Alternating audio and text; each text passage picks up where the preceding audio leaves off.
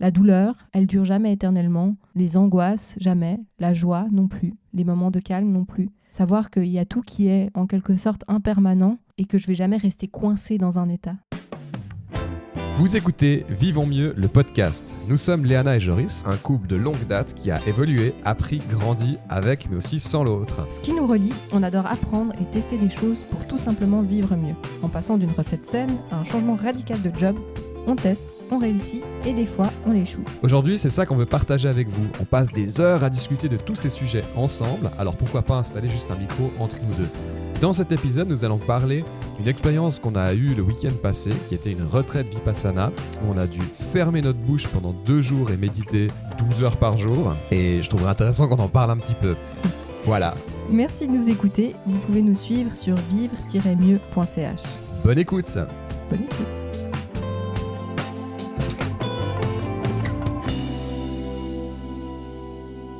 Donc, nous avons fait une retraite Vipassana. Qu'est-ce que c'est une retraite Vipassana ? Tu m'expliques ? Alors, le Vipassana, c'est très vaste et on n'est pas des experts dans ce que c'est exactement parce que c'est très complexe et c'est en lien avec beaucoup d'apprentissages qui se font. Mais c'est lié aux enseignements clés du bouddhisme, en particulier les 4 nobles vérités. Peut-être qu'on en parlera tout à l'heure pour comprendre. Mais c'est tiré des enseignements du Bouddha et c'est une façon d'atteindre la libération de la souffrance. Et plus loin même, ça peut aller jusqu'à l'illumination. En très résumé et très...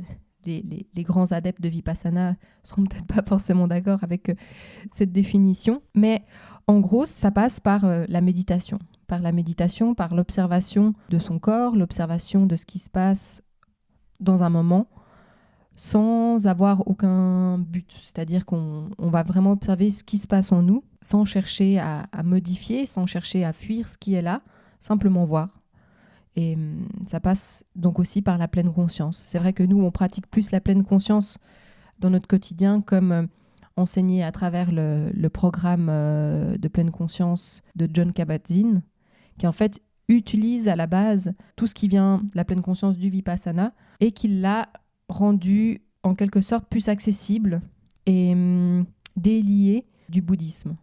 Et c'est vrai que si on est dans le Vipassana pur, on est en lien avec ces enseignements du bouddhisme. Mais ce n'est pas religieux. Alors, ça peut, mais faire du Vipassana, c'est pas forcément être bouddhiste, c'est une des pratiques qui est en lien avec le bouddhisme, mais on peut juste le pratiquer pour ce côté justement méditation et tous les bienfaits que ça apporte. Et en soi, nous, c'est pour ça qu'on a été là-bas. C'est vraiment pour avoir un moment de méditation intense et expérimenter ça et voir ce que ça fait. Donc concrètement, ce qu'on a fait, donc on est arrivé le vendredi soir, ouais. On a mangé là-bas. Donc c'est un chalet perdu dans les montagnes bernoises. Oui, tout à fait, ouais. Et donc le concept, c'est... Enfin, les règles, c'est assez strict. C'est pas de téléphone. Chacun dort dans sa propre chambre. Donc, typiquement, nous qui sommes en couple, on ne pouvait pas dormir ensemble. Et on n'a pas le droit de se parler. Ouais, ça c'est... On va même éviter de se croiser le regard ou d'avoir des politesses de regard. Exactement. Typiquement, pour que chacun puisse être dans son élément. Enfin, dans son intérieur, avec lui-même. Donc, la journée va se diviser un peu en 3 moments. Il y a le moment où on mange, le moment où on médite assis, donc on fait une assise, et le moment où on va méditer en marchant, Exactement. où là, on fait un peu 20 pas dans un sens, 20 pas dans l'autre, en essayant d'être conscient de chaque mouvement qu'on prend. Ouais. Là aussi, c'est marcher sans but. C'est marcher... pour être présent à son corps dans la marche. Donc pour ça que c'est vraiment, on marche tout le temps au même endroit, on fait des allers-retours et juste sentir... Donc en fait, ça fait une journée, on se réveille, le réveil est à 6h15 et on commence directement par une assise, une marche, une assise. Pendant 1 heure, en essayant de ne pas changer de position. Et voilà. Et pourquoi on fait tout ça ? Parce que ça a l'air vachement débile quand on raconte tout ce truc, concrètement. Ouais. Qu'est-ce qui fait qu'on fait ça ? Je pense qu'on a déjà chacun des envies personnelles. Je pense qu'on avait chacun envie d'expérimenter quelque chose à travers ça. Mais c'est vrai que des longs moments comme ça de méditation, des moments aussi d'ennui. On va en parler aussi parce que ça fait partie de cette expérience. C'est-à-dire qu'on est dans une société où on est tout le temps en train de faire des choses. Du matin au soir, on enchaîne les activités. Et là, tout d'un coup, on se retrouve à rien faire. Enfin, rien faire d'autre que d'observer ce qui se passe en nous assis, d'observer ce qui se passe en nous en marchant, d'observer ce qui se passe en nous même en mangeant. Enfin, c'est vraiment... Et sinon, on fait rien. On regarde devant soi et voilà. Et c'est vrai que c'est une expérience... moi, j'avais vraiment cette envie de prendre du temps pour voir ce qui se passe en moi et de prendre du temps pour ralentir. Et c'est vrai que ça, c'est une bonne occasion de le faire parce qu'on n'a jamais l'occasion de vraiment être centré que sur soi et puis observer en fait ce qui se passe en nous. Mm-hmm. Moi, en tout cas, c'était vraiment ça. Prendre le temps de ralentir pour voir ce qui se passe en moi. Ouais. J'ai de la curiosité par rapport à ça, quoi. Dans mon cas, parce qu'en fait, toi, c'était pas ta première retraite. Non, moi, c'était ma première. Et forcément que j'avais une petite appréhension sur le fait de méditer plus que mes 10 minutes. Parce que quand je médite en pleine conscience, c'est 10 minutes. Mm-hmm. Puis je le fais 2 à 3 fois par jour. Là, c'est des séances de 1 heure, quasi 8 fois par jour. Enfin, j'appréhendais beaucoup. Ouais, on a en moyenne 12 heures de méditation par jour. Ouais. Et en même temps, ça m'intéressait d'expérimenter ça, puis de me dire, tiens, qu'est-ce qui se passe ? Parce que j'avais entendu dire, enfin même toi, tu me l'avais dit, que sur 10 minutes, tu n'as pas forcément le temps d'expérimenter grand-chose. Mm-hmm. Mais c'est quand tu fais des longues heures, des longues sessions, que tout d'un coup, il se passe des trucs. Et j'étais en fait assez curieux de ça, puis de me dire, tiens, qu'est-ce qui va se passer en fait ? Est-ce que je vais découvrir la lumière ou est-ce que... Non, mais on s'imagine un peu les choses. Effectivement, il y a plusieurs choses qu'on expérimente. La première, c'est effectivement de se couper du téléphone, de cette hyper-productivité qu'on a, qui n'est pas forcément très saine, parce qu'en fait, on est toujours en train de penser, de faire. Et c'est vrai que de tout d'un coup se retrouver là et dire tiens, mon but aujourd'hui c'est rien. C'est presque angoissant. Ouais. Et il faut s'habituer. Moi je me souviens, j'étais dans ma chambre parce qu'il y a des moments où on a des petites pauses quand même, et vraiment je suis sur mon lit, je suis assis. Ouais, t'as pas le droit de lire non plus. T'as pas le droit de lire, ouais. Et j'étais là en train de compter les nœuds sur le bois, sur le plafond. J'avais que ça à faire en fait. Et c'est bizarre au début, puis en fait, au bout d'un moment, ça fait du bien parce qu'on se rend compte à quel point on n'est pas fait pour être autant surstimulé. Ouais. Et qu'en fait, on ne se rend pas compte qu'on est dans cette surstimulation constamment. Mais rien que les réseaux sociaux, l'hyperproductivité dans le travail et tout tout d'un coup de se dire, tiens, en fait, je vais juste rien faire. Et je vais expérimenter la glande, en fait. Ouais, c'est ça. On n'a plus le temps de s'ennuyer comme ça et de rien faire. Enfin, on ne se laisse plus le temps aussi. C'est-à-dire que quand on pourrait s'ennuyer, ça semble impensable de s'ennuyer, en fait. Ou on s'ennuie devant une vidéo YouTube, on s'ennuie sur son téléphone, mais on ne s'ennuie pas vraiment sans rien faire du tout, quoi. Et c'est vrai que le concept de dire s'ennuyer, c'est bien, déjà, en le disant là, je vois que ça ne fait aucun sens. Et ça fait toujours aucun sens, mais de l'expérimenter, par contre, ça fait du sens. Et d'un coup, je me suis dit, tiens, il faudrait que je m'ennuie plus souvent pour quelque part... C'est le mode charge, en fait. Je l'ai vu comme ça, je me suis dit, tiens, c'est vraiment... Tiens, on met le bouton, le plug d'électricité, puis je suis en mode veille. Ouais. Et un appareil, si on ne le charge pas, il meurt. Donc, il est déchargé. Et je l'ai un peu vu comme ça, et c'est vrai que ça a tout d'un coup pris beaucoup plus de sens. Et c'est vrai que je vois cette semaine, quelque part, j'ai été encore plus productif. Donc, c'est ça qui est drôle. C'est que les moments où je me reposais vraiment.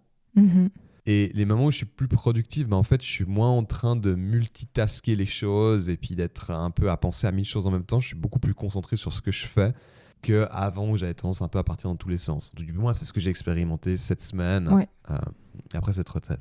Donc ça, c'est je pense, un des premiers points qui est hyper intéressant et qui change notre quotidien, c'est ce truc d'ennui, en fait. Ouais, c'est ça. Et ce que... Je me suis aussi observée cette semaine à avoir plus de moments où hier, par exemple, il faisait beau et je me suis juste dit « Ah, je vais me mettre au soleil sans rien faire. » Je suis vraiment sortie, puis je me suis mise debout au soleil, puis j'étais là « Ah, je suis bien, ça fait du bien, je sens le soleil sur ma peau, Et j'ai pas sorti mon téléphone pour en même temps regarder un truc ou vraiment de juste dire « Ah, c'est ça maintenant, ce moment, et je viens observer ma respiration, sentir le soleil. » Et en fait, c'est tellement agréable des petits moments de pause comme ça.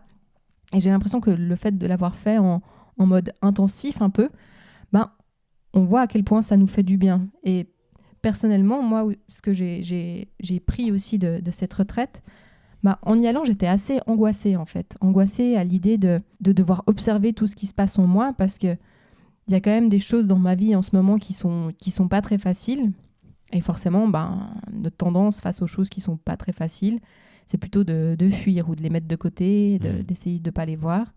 Et là, je me suis dit, je vais avoir 3 jours où je vais être seule avec moi-même. Ouais. Je vais être seule avec moi-même et je ne vais pas pouvoir fuir ces choses que j'essaye de ne pas voir. Donc, je suis arrivée avec plutôt de l'angoisse. Et ça a été très intéressant parce qu'au final, de laisser de la place à tout ce qui est plus difficile, ça a fait que tout d'un coup, ce n'était pas si grand. Parce que c'est comme si l'espace en moi s'était élargi et qu'il y avait de la place pour ça, parce que je donnais la place à cette angoisse et à l'observer et de sentir « Ah, mais en fait, ok, ouais, c'est une sensation pas très agréable au niveau du ventre. J'ai un peu la gorge serrée. Et si je vais explorer ça encore plus, j'essaie de rester avec, parce qu'il y a aussi cette notion-là on va pas essayer de fuir la douleur ou les choses moins agréables, mais on va venir observer vraiment comment c'est. Et au final, quand je restais avec cette sensation que je qualifiais d'angoisse, elle changeait. Et puis, il y a des moments où elle était plus là. Il y a des moments où elle était un peu plus là, d'autres moments où c'était que du calme, d'autres moments où j'avais et un peu d'angoisse et du calme en même temps. Ça, c'est aussi un concept très intéressant, qu'on n'est pas que angoissé ou que joyeux, que triste, que calme, qu'il y a de la place en fait pour tout à un même moment. Et du moment que, c'est le ressenti que j'ai eu, du moment que je laisse la place à ce qui est là, ça en prend moins et ça vient moins avoir un impact négatif sur moi. Ouais, parce que concrètement, effectivement, je pense que la question que tout le monde se pose, c'est on fait quoi pendant qu'on médite ? Ouais, ça on peut partir un peu là-dessus aussi. En fait, c'est intéressant parce que ce qu'il faut s'imaginer, donc il y a une pièce où tout le monde médite, donc on est tous assis, il y en a différentes possibilités d'assises. On peut être sur une chaise, on peut être sur un banc de méditation, donc on a en fait quelque part comme si on était assis sur nos chevilles mais plus haut. On peut être en tailleur, etc. Et en fait, donc on va s'asseoir comme ça. Et en gros, 1 heure après, il y a 3 coups de gong, puis c'est fini.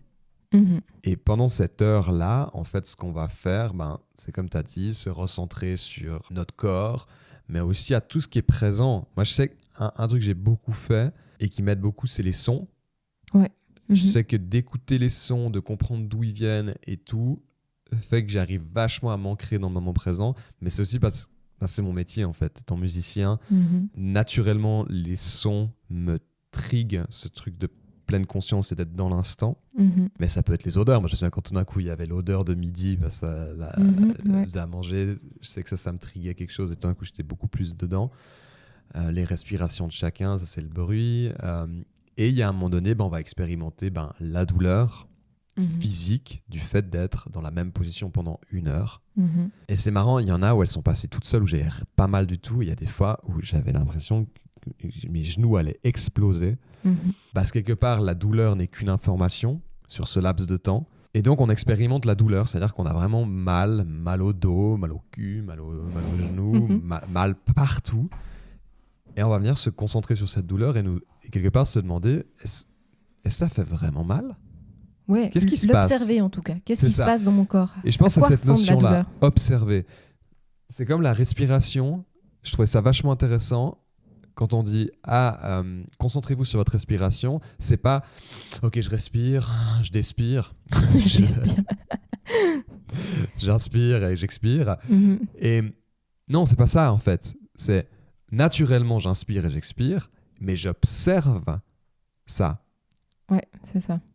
Comme j'observe les battements de mon cœur, je peux pas les contrôler. La respiration, je peux la contrôler. Donc, quelque part, je peux être induit à me dire « je vais respirer 4 secondes, etc. » Non, c'est vraiment, j'observe mon corps qui respire comme j'observe la douleur qui se passe dans mon corps en ce moment parce que je suis assis sur mon pied depuis 30 minutes. Ouais, exactement. Et c'est vachement intéressant parce qu'il y a des fois où, en l'observant, on se rend compte que non, ça fait pas mal en fait. Il y a des fois, en l'observant, on est là, ça fait encore plus mal. Ouais, il y a des fois où on ne peut pas s'empêcher ensuite de bouger parce qu'on se dit, je ne peux pas arriver à rester avec. Et d'autres moments où on peut arriver à rester avec. Et typiquement, plus on le fait, plus l'idée, c'est d'avoir un contrôle total sur notre corps. Je sais pas toi comment tu l'expliquerais, mais l'idée, c'est quand même... J'ai l'impression que typiquement, celle qui nous a enseigné, qui nous enseignait, pouvait rester facile. Ouais, encore plus. Encore plus, puis à aucun moment, c'était problématique. Mais je pense pas que le but soit de contrôler son corps, mais c'est un peu un effet secondaire, on va dire, de la Vipassana, parce que le Vipassana, c'est vraiment fait, comme on le disait au début, c'est lié au bouddhisme et aux 4 nobles vérités qui sont en lien avec typiquement la souffrance. Pas que la souffrance physique, mais le but, en fait... Alors on dit qu'il ne faut pas avoir de but, parce que du moment que tu as un but dans Vipassana, dans la méditation, tu risques d'avoir des tensions. Toi, ça crée des tensions parce que tu n'atteins pas ton but tout de suite, et du coup, ça crée de la tension. Donc on dit qu'on ne veut pas atteindre de but, mais mine de rien, il y a quand même ce chemin lointain ou quelque chose qui est de se libérer de la souffrance. Et se libérer de la souffrance, ça ne veut plus dire ne pas souffrir, mais ça veut dire pouvoir rester avec ce qui est, et que mon bien-être ne soit pas dépendant de quelque chose de positif qui doit être dans ma vie. C'est-à-dire qu'on peut être bien, même en étant mal, même en étant bien, enfin que peu importe les conditions, peu importe ce qui est dans le présent, on arrive à être bien avec ce qui est là. Ça, c'est vraiment le but. C'est accepter l'agréable et le désagréable, en fait. Exactement. Et de ne pas se réjouir de l'agréable et de ne pas être mal du désagréable. Exactement. Et pendant la méditation, on expérimente tout ça, on expérimente ce chemin, on a des obstacles aussi qui viennent se mettre. On a l'obstacle justement physique de la douleur, on a la léthargie aussi, la somnolence, on a le doute. Tout d'un coup, on peut se dire, mais est-ce que je fais juste? Est-ce que je fais bien? Est-ce que ça sert à quelque chose que je suis en train de faire?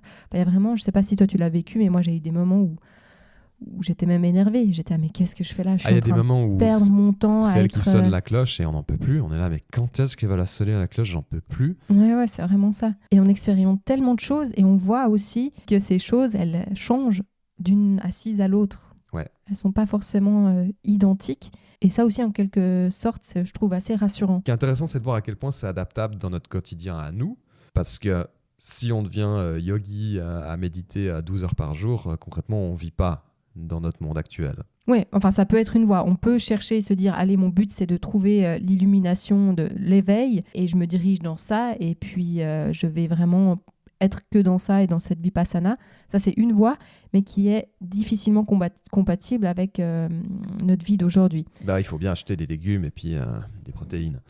Mais ouais, ça c'est comment est-ce que on peut appliquer ces choses-là dans notre quotidien? Ce que j'ai remarqué qui peut être utile dans notre monde actuel, donc dans notre quotidien, c'est cette notion d'observer et d'être moins dans le mental tout le temps, et de tout d'un coup se dire, tiens, là, je suis en train de couper une carotte et j'observe tout ce qui se passe.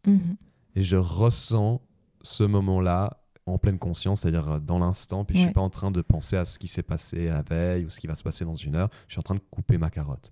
On revient un peu à ce qu'on disait avec la méditation il y a quelques épisodes en arrière, mais de l'avoir expérimenté aussi longtemps et d'en voir les bénéfices après coup, parce que sur le moment, il y a un vrai doute. Comme on a dit avant, il y a des moments où tu te dis, mais ok, je crois que ça fait du bien, mais je ne suis pas sûr, mais je ne comprends pas. On expérimente plein de trucs. Et le but, c'est pas de se faire du bien. C'est ça aussi, c'est qu'on n'est pas là pour passer un bon moment et que ce soit agréable. Il y a des moments où c'est vraiment désagréable. Mais c'est pas facile. Et vraiment, si là on me dit, tu veux le refaire, je te dirais, mais pas tout de suite. Ouais. Vraiment pas. Et pourtant, j'en ai tiré tellement d'enseignements positifs. Donc voilà, c'est pour ça que c'est important qu'on en parle, parce que je pense qu'il y a vraiment un truc à démystifier aussi, c'est-à-dire que, comme tu disais, c'est pas un truc de bonheur, c'est rude, c'est difficile, mais on s'observe et on se rend compte d'une question tout à fait fondamentale, est-ce qu'on est bien avec soi-même? Ouais. Je crois que c'est ça qui a été le plus fort, c'est de se dire, tiens, est-ce qu'on est bien? Est-ce que je suis bien avec moi-même? Est-ce que je peux être seul dans une pièce? Avec moi-même, ouais. Est-ce que je peux être seul dans une pièce pendant 1 heure sans devenir fou, en fait? Et je trouve ça hyper intéressant. Ouais, Ouais. Tout d'un coup se dire, tiens, moi, me, myself and I, ça va. Ouais, c'est ça. Je sais plus, j'avais vu une quote, une citation de Mark Manson. Ouais. Donc le gars qui a fait, comment il s'appelle ce livre? Unfuck Yourself ou un truc comme ça. The Subtle Art to Not Give a Fuck. Ah oui, The Subtle Art to Not Give a Fuck. Enfin bref, il dit simplement, est-ce que vous pouvez vous marier avec vous-même? Si la réponse est non, c'est que vous avez un sérieux problème. Et je trouve ça tellement bien. Et c'est un peu ça, on expérimente ce truc d'être juste avec soi-même, le fait de parler à personne aussi, de pas devoir plaire et de se dire non, je suis tout seul. Ouais. Et c'est vrai que dans le quotidien, ça aide à avoir un certain recul. Il y a aussi cette notion de responsabilité que tout ce qui nous arrive, ce qu'on discutait à l'épisode précédent, tout ce qui nous arrive, c'est notre responsabilité. Là, c'est la même chose. C'est-à-dire que la douleur, si j'ai envie que ça fasse mal, ok, ça fait mal. J'ai pas envie que ça fasse mal, ça fait pas mal. Ouais, dans le bouddhisme, il y a toujours cette notion de la deuxième flèche. C'est-à-dire qu'on a mal et souvent on se rajoute une deuxième flèche en créant encore plus de souffrance, en se disant « Oh mon Dieu, mais j'ai mal ».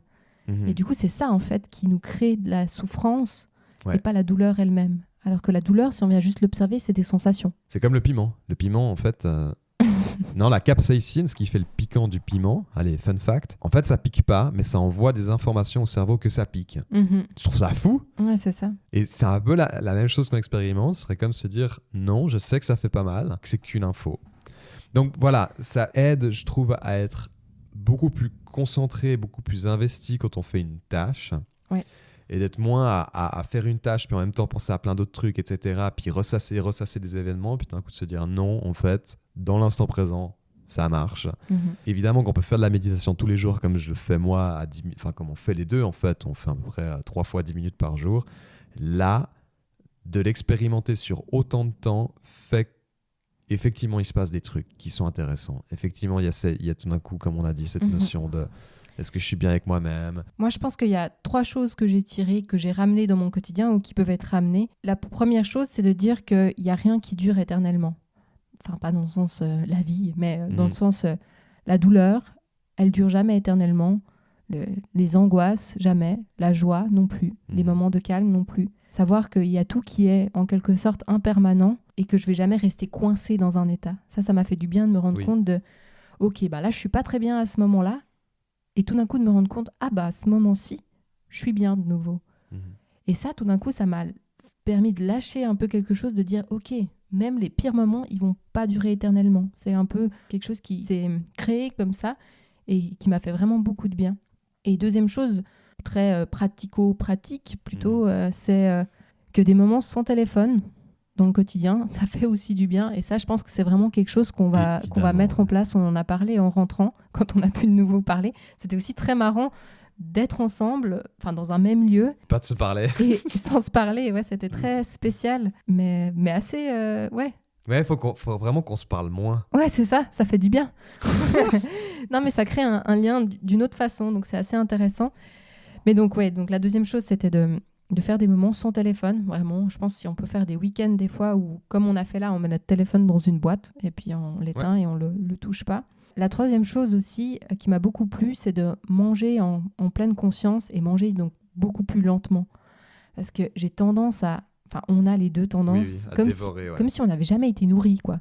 Ouais. On a une assiette devant nous et 7 minutes plus tard, littéralement, il n'y a plus rien.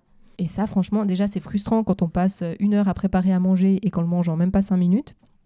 Et en plus, quand tu prends le temps... C'est meilleur. Ouais, c'est meilleur. Enfin, si tu as quelque chose de bon dans ton assiette et que tu le manges en 30 minutes à la place de 7, c'est 30 minutes où tu passes un bon moment à la place de 7. Donc, ça vaut tellement la peine. Même si vous voulez pas forcément faire 2 jours à la boucler puis à réfléchir avec vous-même, un exercice que vous pouvez faire, c'est simplement quand vous, par exemple, cuisinez ou quand vous faites un truc de façon quotidienne, faites-le le plus lentement possible, où vous essayez d'avoir un contrôle sur chaque mouvement.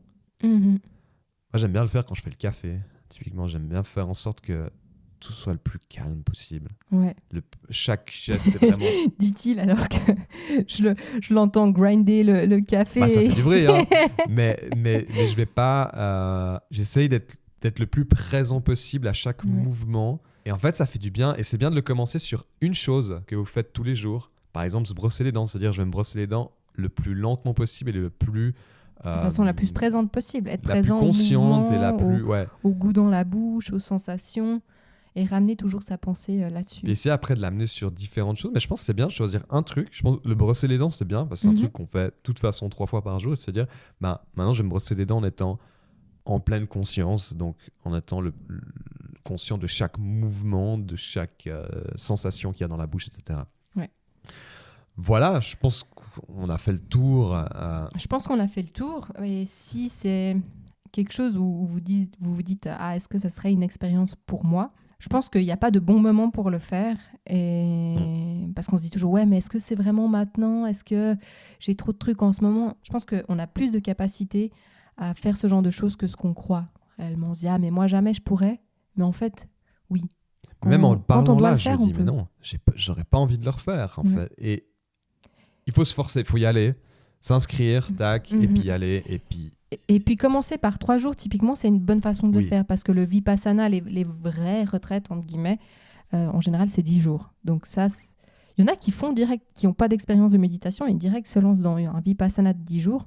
Moi, je sais que c'est un truc que je rêve de faire, parce que je me dis, les choses qu'on doit avoir le temps d'observer chez soi, ça doit être fantastique, mais ça me fait peur en même temps. À 10 jours, moi, je suis pas prêt.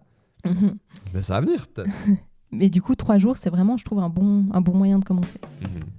Voilà, c'est la fin de cet épisode. J'espère que ça vous a plu. C'était plus un partage d'expérience parce que c'est quelque chose qui est assez intéressant. Si ça vous intéresse d'avoir plus d'informations sur la retraite qu'on a fait ou différentes retraites dans le coin, n'hésitez pas à nous écrire. Puis on peut vous donner quelques liens. Ouais, ça c'était avec, d'ailleurs, on peut juste dire, c'était l'association Mudita. Qui a plusieurs lieux de rencontres aussi où ils font des groupes de méditation. Ça peut être un bon moyen aussi de rentrer dans la méditation, de s'inscrire à un de ces groupes et d'aller simplement méditer un soir. Oui, ils proposent ça, un soir par semaine, une heure. À plusieurs endroits, Vevey, Lausanne, voilà. Et voilà, si vous avez d'autres questions là-dessus, n'hésitez pas à nous écrire, soit sur notre site internet qui est vivre-mieux.ch ou sur notre email qui est hello@vivre-mieux.ch. On espère que ça vous a plu, puis on se revoit, on reparle plutôt. On se reparle la semaine prochaine. À plus. Ciao.